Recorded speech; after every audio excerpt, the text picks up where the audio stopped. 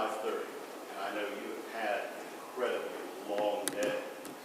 I saw y'all downstairs, down in the courthouse, before 8:30. You've been extremely patient throughout the jury selection process, which took most of the morning. You're incredibly patient in the actual selection process where you were chosen to be on this jury. And now your job begins. As the judge instructed, gave you kind of a roadmap, if you will, for those preliminary instructions. Kind of orientation. I'll tell you the thing I've never liked about orientation.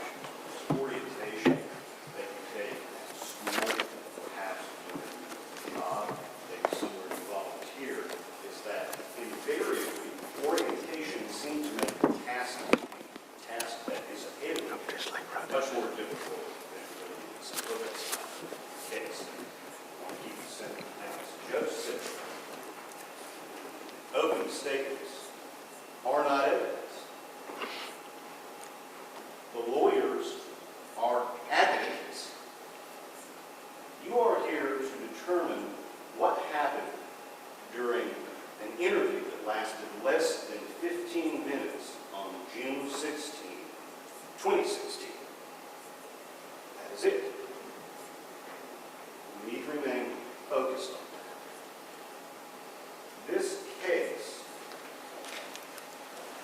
deals with, and exclusively with, those statements allegedly made during this recorded interview. It's 14 minutes long. It was recorded. See, unlike the call that John McCullough made to the GBI in 2016, 10 years after he says these statements were made, it's not recorded. The conversation between the GBI and Mr. Dukes is recorded. You have to hear those questions that were asked, the specific questions asked, and the specific answers that are given.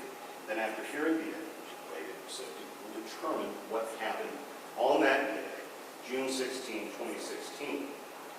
But the issue before you is not that Mr. Dukes is charged with burning Miss Grinstead's body to bones and ashes.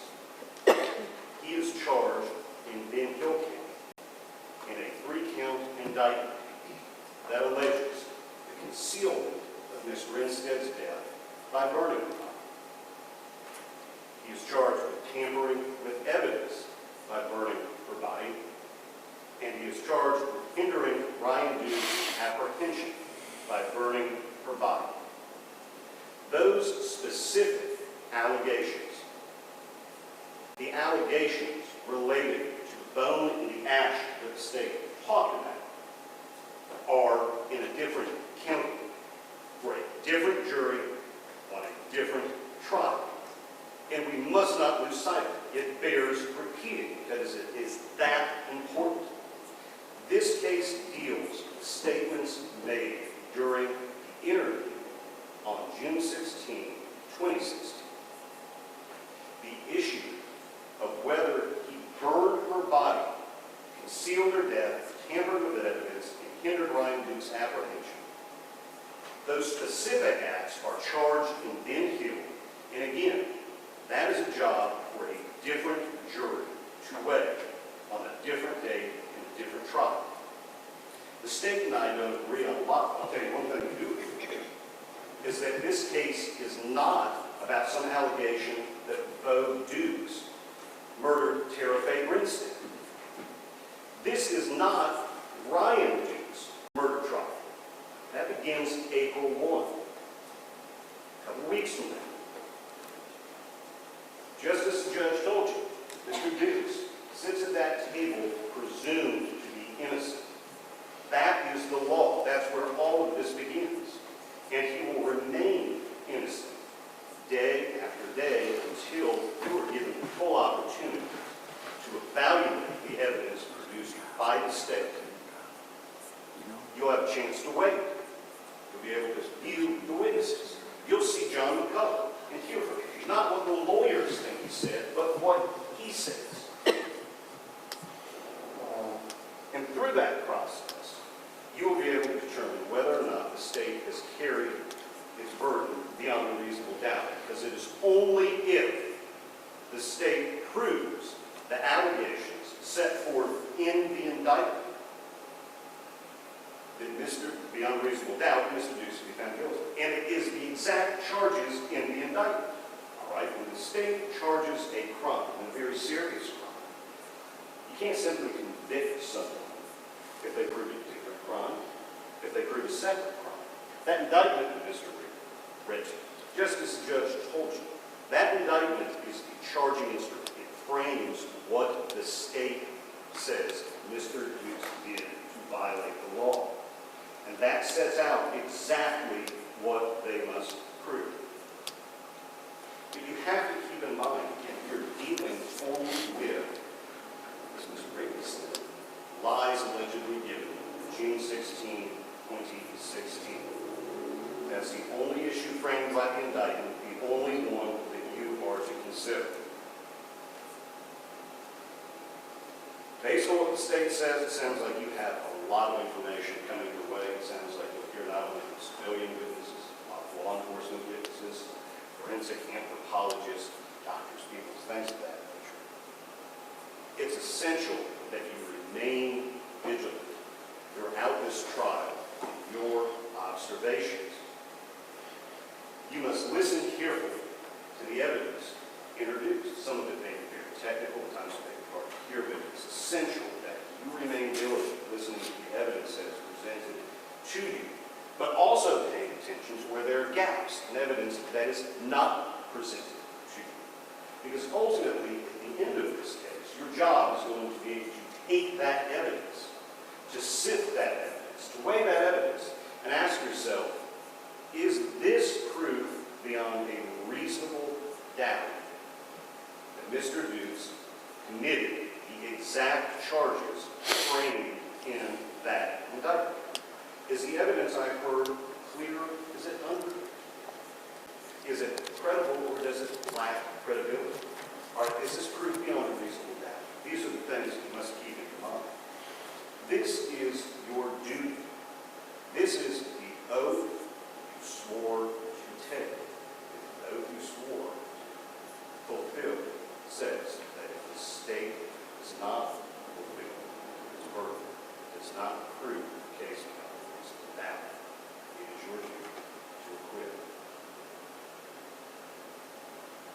The evidence that is presented concerning this meeting is less than 15 minutes brief, June 16, 2016. When you listen to the questions that are asked by the GBI, listen to the answers that are provided, you have a chance to weigh John McCullough's credibility, and listen to it. That evidence is not going to show you that Mr. Dukes made false statements about some alleged conversation with John McCullough. The evidence is not going to show you that he concealed information with the intent of hindering the apprehension of Ryan Duke. And it is not going to show you that his statements concealed the unlawful death of Tara Faye Grinstead. I'd imagine weeks ago when you opened your mouth, there's a notice of jury. You probably got a little nervous when you saw it, a little frustrated because maybe this work is going to be inconvenient, disruptive. But you heeded the call, and you came today. You're downstairs early, came through. You didn't know what to expect. You didn't know what would be expected of you. You're put into a room full of strangers, or not strangers. Seems like a lot of y'all know each other based on your diary. But you're put into a room with your community. And you're asked questions by lawyers. Sometimes very personal questions. It's not the most valuable thing for you. But you heeded the call. I'm sure all of you were here earlier when the roll was originally read. There are a lot of names for which there was no response. There were a lot of empty chairs. Perhaps the reason for that is when the call goes out, not everyone heeds it, not everyone has the courage to, but you did. You had the courage to heed the call.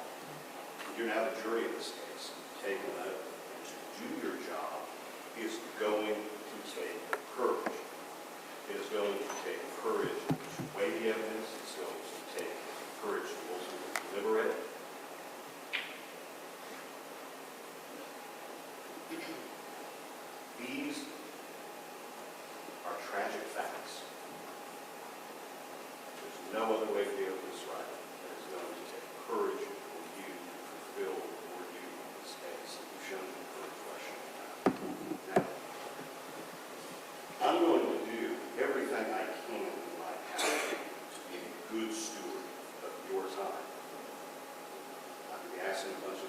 questions are going to be asked, and I'm going to try to drag this out. I'm going to be a good steward of your time, do everything I can to defend my client. And I ask two things in exchange for that. First is that you keep an open mind. That no matter what you've read, no matter what you've heard, you only pay attention to the evidence that is presented to you. You will reserve all judgment until you have heard all of the evidence, with the judge instruction on what the law is.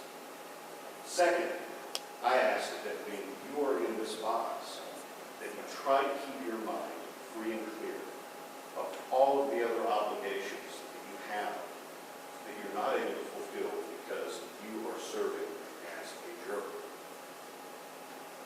Keep your mind clear of worries about your family, your jobs. And when you do that, pay attention to the evidence in this case. All of it, hear what the law is, you will apply that law, the facts as so presented. We're going to ask you to return a verdict of not guilty. Thank you. All right, you can call your first witness.